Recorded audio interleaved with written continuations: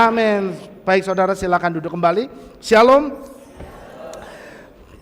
Sahabat, pada pagi hari ini saya akan berbicara mengenai kata berdiri, saudara. Ya, yang dalam bahasa Ibrani disebut amat. Ya, apa saudara? Amat. Amat itu artinya berdiri. Nah, saudara, beberapa waktu yang lalu saya sempat menyampaikan, tapi saya sempat berkata kepada saudara bahwa ketika saya tidur, ya, tiba-tiba Tuhan kasih kata diam, berdiri, ya. Dan satu lagi ada satu kata, ya.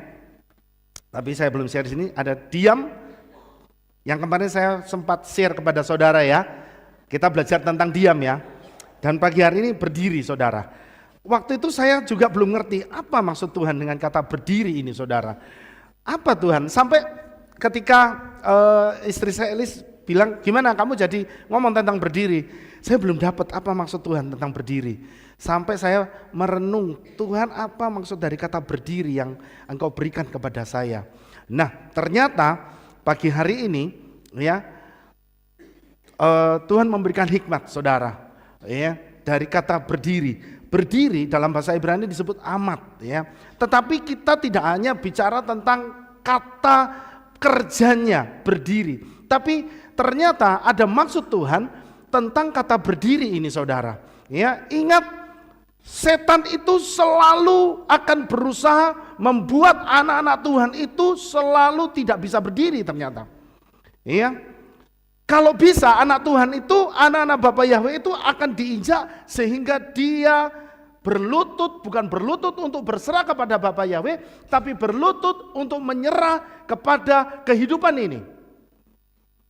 Artinya menyerah. Orang kalau menyerah tandanya itu berlutut. Gitu. Orang kalau sudah tidak punya kekuatan, dia tidak akan bisa berdiri. Itu maksudnya setan maunya demikian.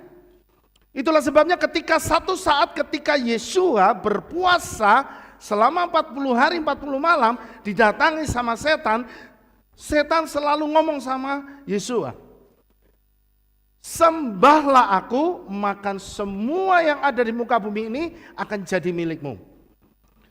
Ya, memang itu tujuannya setan, supaya bahkan Yeshua sendiri disuruh untuk bertekuk lutut. Ya, tapi pagi hari ini, ya, Tuhan mau supaya semua anak Bapa Yahweh itu bisa bangkit kembali berdiri. Amin. Ekonomi saudara, kesehatan saudara dibuat oleh Bapa Yahweh bangkit berdiri. Amin. Saudara percaya itu? Yes. Karena memang Tuhan mau supaya anak Tuhan, anak Bapa Yahweh hidupnya berkemenangan. Ya. Oke, lanjut saudara. Nah, di dalam konteks rohani dan di dalam Alkitab, kata berdiri itu amat memiliki beberapa makna yang mendalam ternyata. Dia mencerminkan tentang iman. Iman yang harus berdiri dengan teguh. Ya. Tentang keteguhan dan hubungan dengan Tuhan. Ya. Nah, berikut adalah beberapa makna rohaninya. Yang pertama, berdiri itu berbicara tentang keteguhan dalam iman percaya.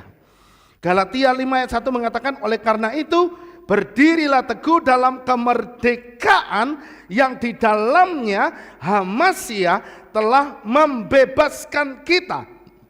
Dan janganlah kamu dibebani lagi dengan kuk perhambaan. Apa itu kuk perhambaan, saudara? Saya kasih contoh. Kuk perhambaan itu seperti ini. Ketika kita tidak bisa beribadah, atau begini, contohnya begini, saya mau cerita begini. Di dalam budaya Indonesia, ternyata ada satu budaya yang namanya ketika ada keluarga yang meninggal, itu ada istilahnya hitungan setelah hari meninggalnya itu istilahnya 40 hari. Ya kan? Ada istilahnya 40 hari. Saya tidak tahu kalau di luar Jawa, tapi biasanya itu budaya di dalam budaya Jawa, betul ya? 40 hari. Nah, sebelum 40 hari itu orang Jawa bilang ndak elok kalau ada salah satu keluarga yang keluar dari rumah. Betul enggak sih itu? Betul ya? Jadi 40 hari itu kalau bisa suruh dekem di rumah. Gitu. Ya. Nah, akhirnya selama 40 hari enggak bisa ibadah. Gitu. Enggak bisa datang ibadah di tempat ini. Gitu. Ya kalau sekarang mungkin saudara bisa pakai alasan live streaming. Iya kan? Iya kan? Tapi sebenarnya itu tidak tepat, saudara ya. Nah, ketika ditanya, kenapa kok enggak bisa datang ibadah? Gitu. Kenapa kok enggak bisa datang ibadah? Aku enggak enak sama tetangga. Soalnya belum 40 hari. Enggak bisa datang karena enggak enak sama tetangga. Itu yang saya sebut kuk perhambaan. Saudara mau datang sama Tuhan, cuma gara-gara gak enak sama tetangga, gak bisa datang. Itu yang namanya kuk perhambaan. Ya, saudara tahu bahwa di dalam Yesua kita itu sudah dimerdekakan. Orang yang sudah meninggal, ya sudah. Betul ya? Itu. Belum lagi nunggu 100 harinya. 1000 harinya. Wah, orang toko-toko ibadah nanti. Di rumah terus, dekam terus. Ya kan? Itu yang saya sebut dengan kuk perhambaan, saudara. Gak bisa datang karena apa? Karena tokonya rame terus. Ya kan? Gitu. Gak bisa datang kenapa? Karena apa? Hujan. Hujan ya, bolehlah. Gitu ya. Gak bisa datang ibadah karena diaboti putu. Iya. Bisa nggak seperti itu? Bisa, saudara. Wah, tujuan terusan. Enggak loh, ini saya nggak nyindir siapa-siapa ya. Tapi itu yang saya sebut dengan kuk perhambaan. Saudara jangan sampai hal-hal yang begituan menghalangi saudara untuk datang sama Tuhan. Atau jangan-jangan saudara dengan begitu beneran isonggo alasan. Ya kan? Beneran. Biar ada alasan. Saya katakan itu kuk perhambaan. Dan itu yang disebut dengan imanmu sudah mulai goyah. Ya, kalau saudara mulai bolong nih, saudara sudah mulai nggak usah datang lah sahabat ini. Ya, sahabat yang depan ternyata nggak bisa datang lagi. Sahabat yang depan lagi saudara nggak bisa datang lagi. Lama-lama saudara akan merasa nggak popor atau kok sahabat.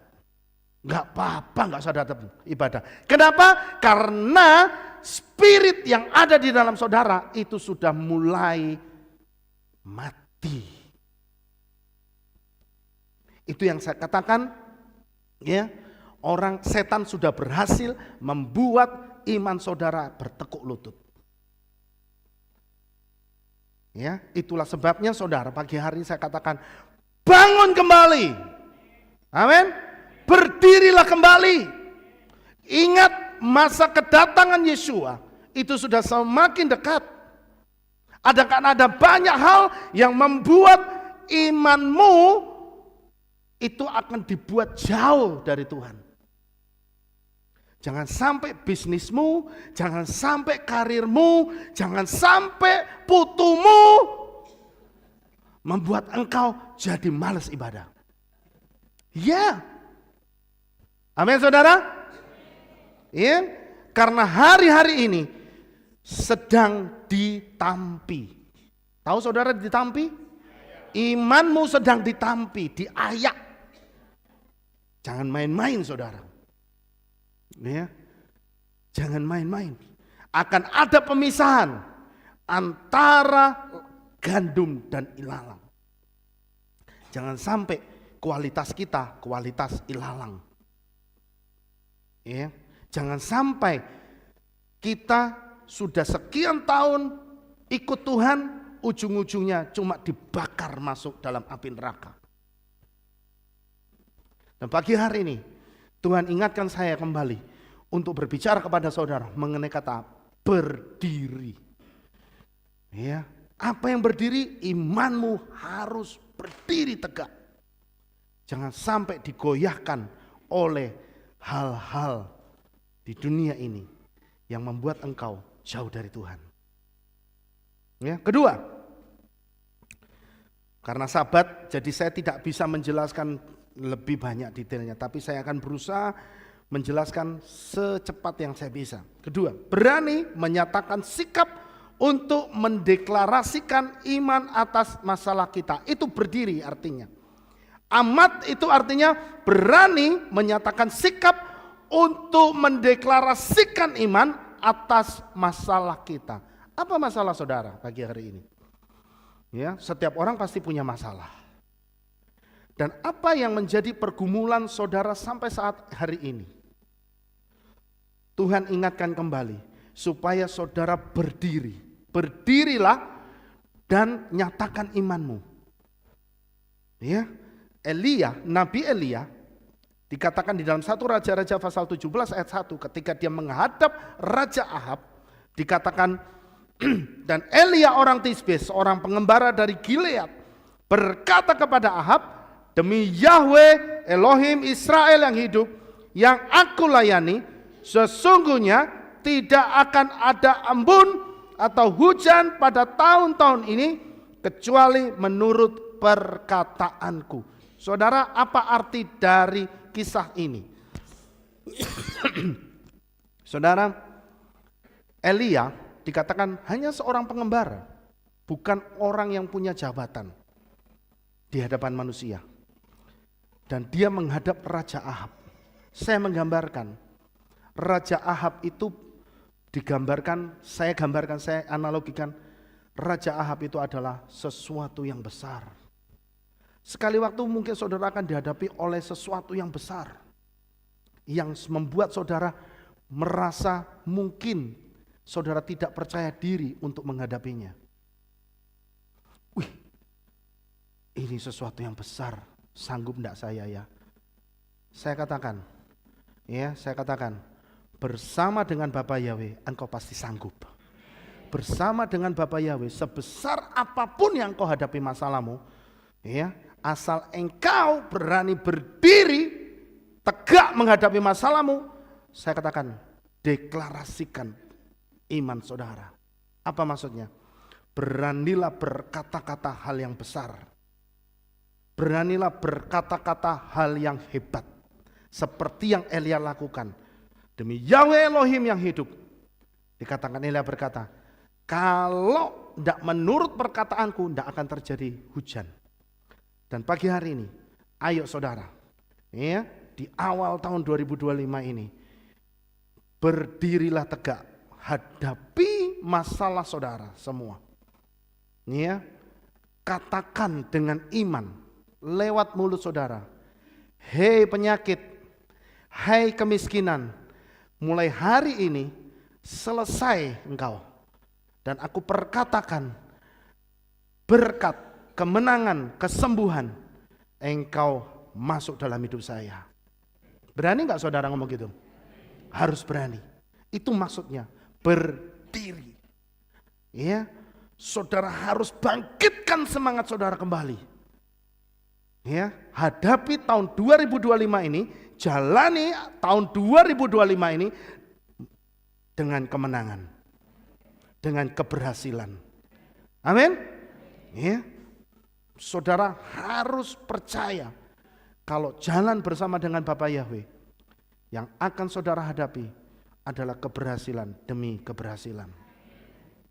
Amin. Ya. Tapi saudara harus berani menegakkan diri saudara. Jangan terpuruk, jangan ngelentruk, jangan lemes, jangan pesimis, jangan takut, jangan ragu. Engko koyo ngono meneh, gagal meneh. Ya sudah, ketika saudara berpikir seperti itu, perasaan saudara muncul seperti itu, maka yang terjadi adalah gagal. Sebab itu saudara, kalau saudara mulai muncul perasaan-perasaan yang seperti itu, saudara harus tepis dengan cepat. No. Gitu. Ya, no. Hidup saya adalah hidup yang penuh dengan kesuksesan, begitu saudara. Ya, terus berdiri artinya berani melawan godaan kedagingan yang menjatuhkan iman kita. Ya, saya kasih contoh di dalam Kejadian 39 ayat 7 dan 12. Dan setelah hal-hal ini terjadilah bahwa istri tuannya, siapa ini yang saya maksud?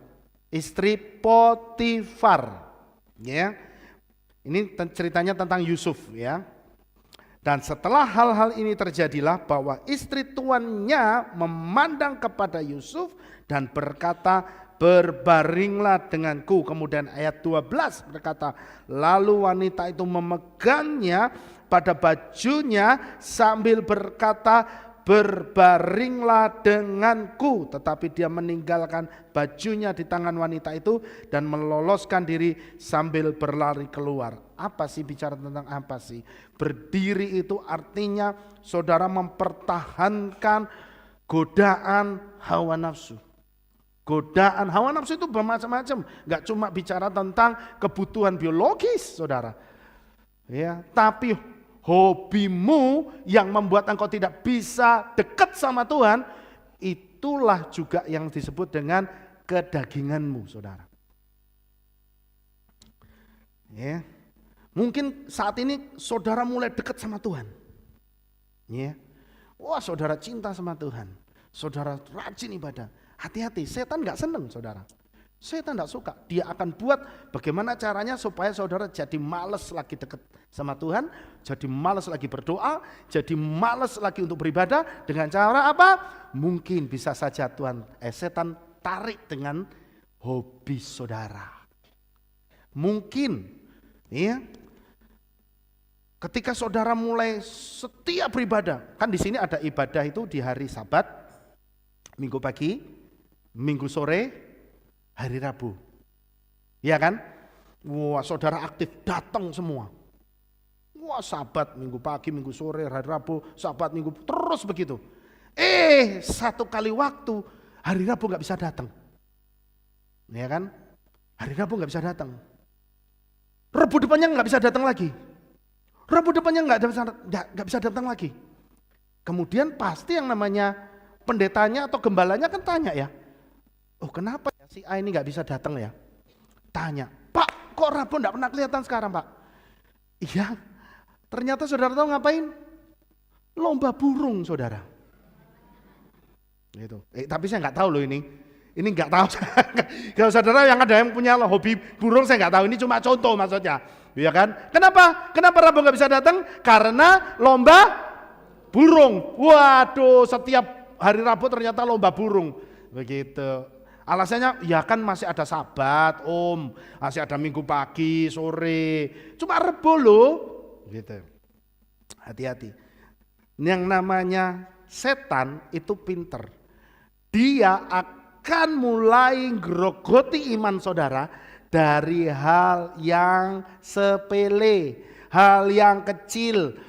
Kan masih ada Sabat, kan masih ada Minggu pagi dan sore. Udahlah cuma Rebo lagi tengah minggu. Itu kan hobimu dari kecil. Gitu. Ya sama seperti yang saya katakan tadi. Lama-lama saudara akan merasa nggak apa-apa, nggak datang sama Tuhan. Buktinya masih sehat. Buktinya masih diberkati. Saya kasih tahu, saya heran makanya dengan pendeta-pendeta yang menolak nama kudus Bapak Yahweh selalu ngomongnya begini, wong kita itu sampai pakai nama si A juga diberkati. Saya ngomong saudara, gak usah percaya sama Bapak Yahweh, gak usah jadi orang Kristen, orang yang gak bertuhan, orang yang gak beragama itu jauh lebih kaya, betul gak saudara? Kalau cuma ukurannya diberkati, keliru. Percaya kepada Bapa Yahweh di dalam Yeshua HaMashiach bukan bicara masalah kekayaan, tapi percaya kepada Bapa Yahweh di dalam Yeshua HaMashiach itu bicara masalah keselamatan. Halo? Amin saudara? Percaya kepada Bapak Yahweh itu bicara masalah keselamatan. Nanti loh kalau kalian sudah mati, itu loh maksudnya. Kalau sudah mati baru ketahuan. Itu. Kalau cuma ngomong masalah kekayaan, itu bukan tolok ukur orang mau percaya kepada siapa. Orang percaya sama dukun aja bisa kaya. Loh iya kan? Gitu loh. Jadi terlalu cetek gitu loh. Ya. Itu imannya benar saya katakan, sangat-sangat dangkal pengetahuannya. Gitu. Ya. Wong Yesus saja jadi ngomong gitulah. Cari kerajaan Elohim dan kebenarannya. Bukan carilah kerajaan Elohim dan kekayaannya, bukan. Gitu. Dan apa saudara? Kebenarannya. Baru kekayaan, kesehatan, damai sejahtera semua ditambahkan. Gitu saudara. Ya, kembali lagi ke laptop. Yang keempat, berdiri itu juga berbicara mengenai bersiap dan waspada. Ingat bahwa hidup ini sejak kita lahir dan sampai hari ini kita buka mata, itu artinya saudara kita harus berperang. Ya, kita ini berperang saudara. Berperang untuk apa? Memenangkan hidup saudara, memenangkan hidup kita. Dari apa? Memenangkan hidup kita dari penyakit, memenangkan hidup kita dari masalah kita, masalah keluarga kita. Itu kan peperangan. Masalah-masalah yang saudara hadapi itu adalah peperangan. Saudara tidak bisa lari. Yang saudara harus lakukan adalah saudara harus hadapi. Ketika saudara lari, masalah itu tidak hilang. Tapi masalah itu akan selalu ada dan siap untuk menghadang saudara dimanapun saudara berada. Yang harus saudara lakukan, hadapi dan menangkan. Gitu. Kenapa? Karena kalau saudara lari, dia akan kejar saudara terus. Ya, itu masalah. Itulah sebabnya saudara, jangan lari dari masalah, hadapi. Percayalah, ketika engkau menghadapi bersama Bapa Yahweh, yang engkau akan dapatkan adalah engkau akan mengalami kemenangan dalam masalah saudara. Masalah boleh ada, tapi kalau engkau percaya Bapa Yahweh yang berperang bagi saudara, saudara itu akan dibuat menang, gitu loh maksudnya. Amin. Ya, jadi setiap hari saudara bangun pagi, saudara itu harus selalu siap dan waspada. Itu berdiri maksudnya. Ya, berdiri teguh dalam kebenaran. Dalam kitab suci berdiri seringkali menggambarkan tentang keteguhan dalam iman dan tidak goyah oleh tantangan. Efesus 6 ayat 13 sampai 14 mengatakan, sebab itu gunakanlah selengkap senjata Elohim supaya kamu dapat dimampukan untuk melawan pada hari yang jahat dan berdiri teguh setelah mengerjakan segala sesuatu. Jadi berdirilah teguh dengan mengencangkan ikat pinggangmu dalam kebenaran dan mengenakan baju sirah keadilan. Yang Tuhan mau saudara untuk bersiap dan waspada adalah saudara harus mempersiapkan hati yang penuh dengan keberanian. Amin saudara. Berani untuk menghadapi tantangan hidup yang saudara hadapi hari ini. Gitu. Ya. Percayalah, ketika saudara bangun pagi, Tuhan sudah siapkan kemenangan buat saudara. Gitu. Ya. Apa yang saudara gumuli hari ini? Apa yang saudara sedang gumuli hari ini? Percayalah, Tuhan sedang memproses, mempersiapkan sebuah kemenangan buat saudara. Setiap pagi saya bangun, waktu di awal-awal dulu mata saya ini yang saya berkata hampir buta. Setiap kali bangun melek, aduh masih gelap. Itu. Tapi saya selalu berani mengatakan, terima kasih Bapak Yahweh, mata saya sudah semakin terang. Itu. Setiap pagi saya bangun pagi, ketika saya bangun memang belum terang seperti yang saya mau. Tapi saya tanamkan di dalam hati dan pikiran saya, Tuhanku tidak pernah gagal.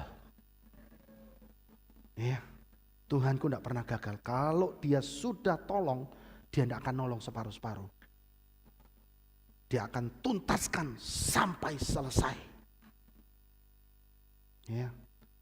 Apakah sampai hari ini saya tidak terus berjuang? Saya terus berjuang. Saya terus berjuang supaya mata saya ini kembali benar-benar normal. Dan kalau orang tanya, gimana Pak matanya? Saya katakan, sudah semakin baik. Karena itu yang saya dapatkan, saudara. Jadi percayalah pagi hari ini, saudara. Ya, mungkin engkau masih belum mendapatkan goalsmu. Tapi satu hal yang sedang engkau harus ingat, Tuhan sedang membawa engkau menuju ke sana.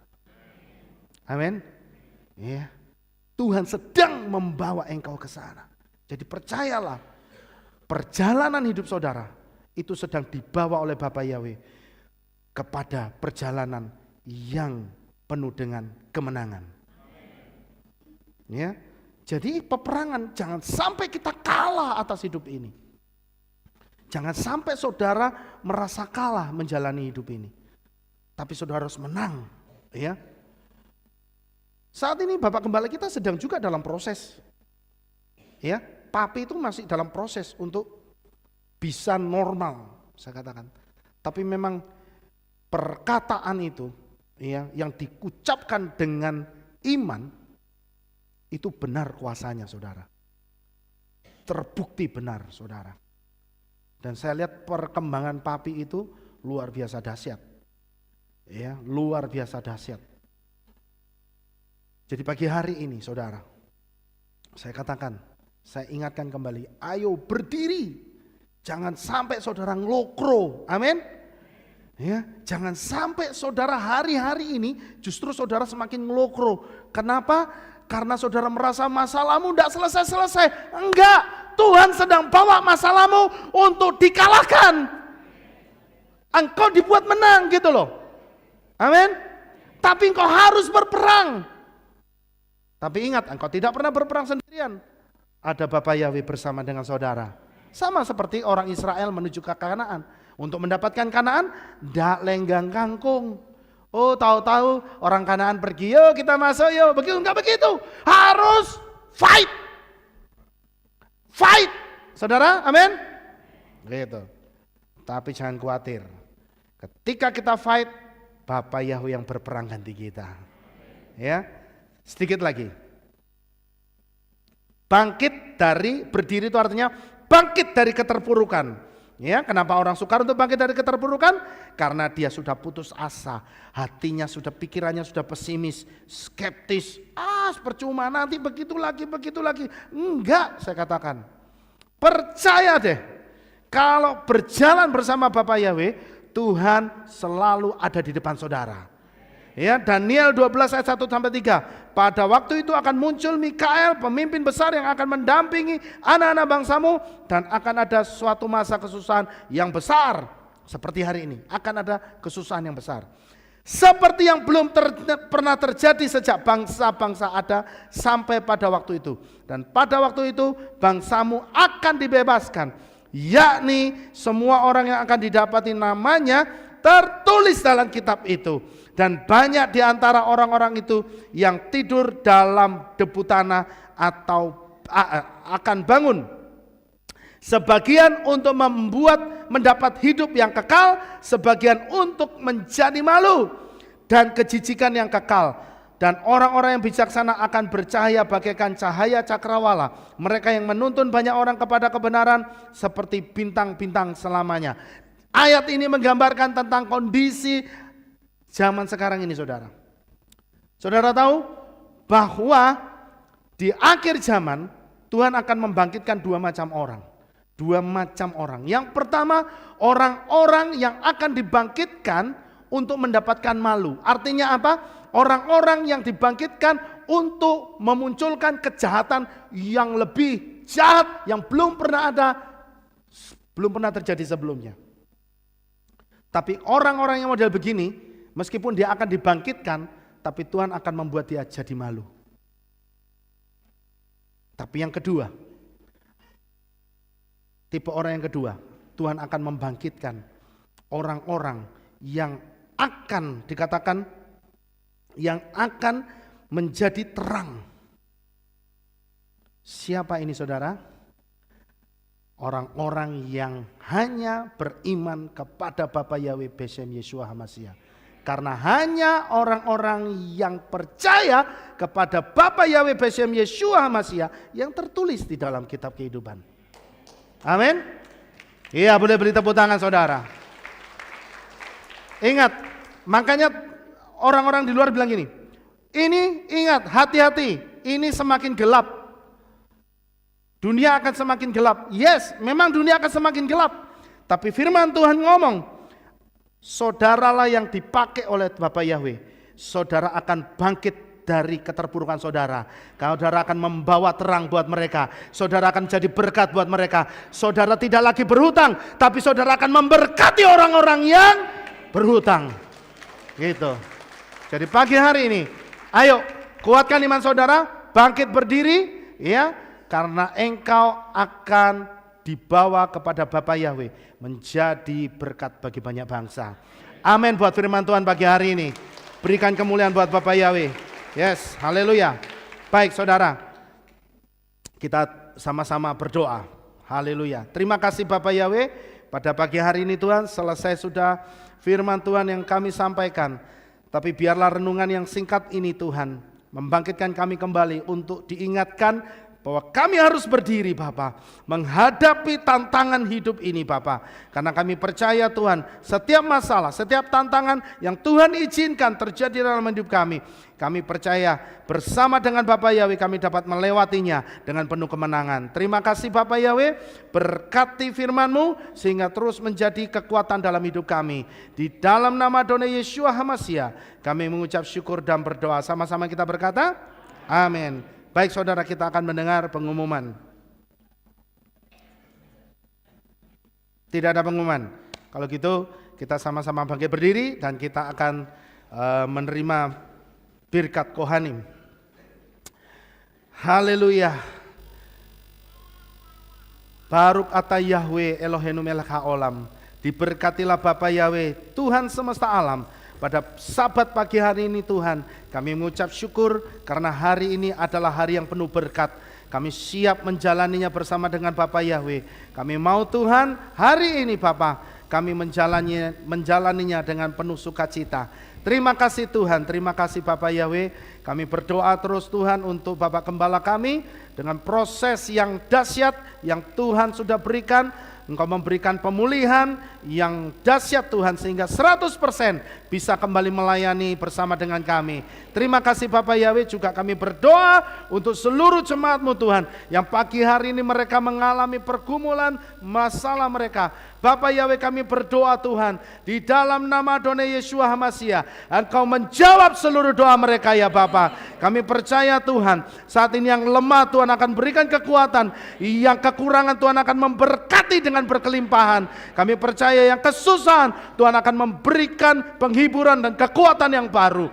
Terima kasih Bapak Yahweh, kami mau pulang dengan membawa berkat daripada Bapak Yahweh, karena kami percaya berkat dari Bapa Yahweh adalah berkat yang dahsyat dan sempurna. Oleh sebab itu saudara, angkat kedua belah tangan saudara dan terima berkat daripada Bapa Yahweh.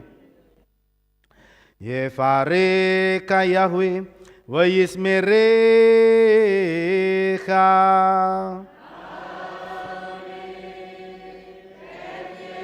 Yair Yahweh panau eleka wikunecha.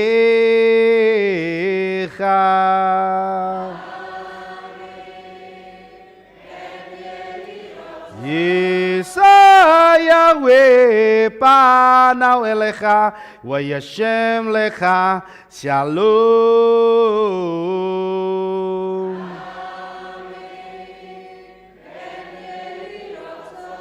Baru kata Bairu, baru kata Besadeh, diberkatilah engkau di kota dan diberkatilah engkau di ladang. Baruk prit beneka ufriat maka ufrifenteka syegaralah beka westerot seneka. Diberkatilah buah kandunganmu, diberkatilah hasil bumimu, hasil ternakmu, anak-anak lembumu dan anak-anak dombamu. Baruk tanah kau misarteka, diberkatilah bakulmu dan tempat adonanmu. Baru kata bebueka, ufaru kata betseteka. Diberkatilah engkau pada waktu masuk dan diberkatilah engkau pada waktu keluar. Baru kata Yahweh Elohinu meleka olam, Beshem Yeshua Masya, Beruah kodes kile olam faid. Kami sudah mengucap syukur dan berdoa. Haleluya. Amin.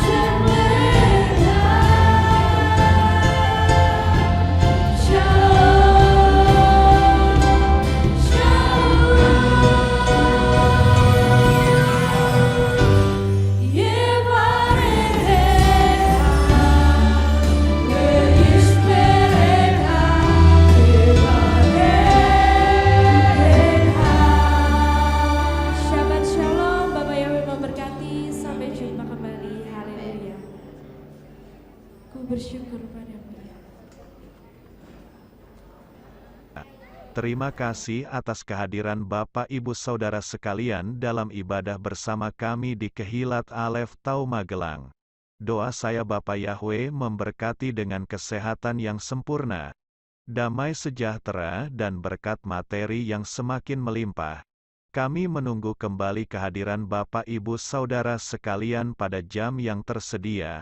Hari Sabat jam 5 pagi, hari Minggu jam 6 pagi, hari Rabu jam 6 sore. Siap sedialah sebagai mempelai Hamasiah untuk menyambut kehadiran mempelai pria kita yaitu Adonai Yeshua Hamasiah di awan-awan yang permai. Amen lehitraot. Shalom, sampai jumpa kembali.